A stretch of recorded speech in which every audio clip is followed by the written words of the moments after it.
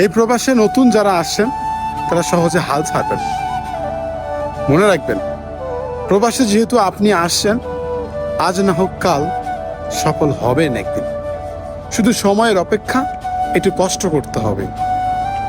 সফল হওয়া যদি এত সহজ হইতো, তাহলে মানুষ ওই বাড়ি ভিটা বন্ধক রেখে এই প্রবাসে আইয়া গোলামি করতো না মানুষের।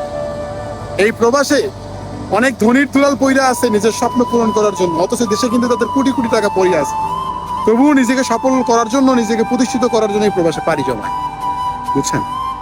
তো সফল হওয়া এত সহজ না। যারা নতুন আসছেন, অল্প একটু ধৈর্য ধরেন, আল্লাহর কাছে শুকরিয়া আদায় করেন।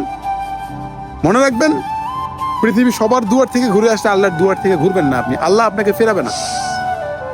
আপনি, আমি, আমরা মধ্যবিত্ত যারা, তারা কিন্তু সবসময় ঋণ করেই প্রবাসে আসি। আমরা অনেক কষ্ট করি।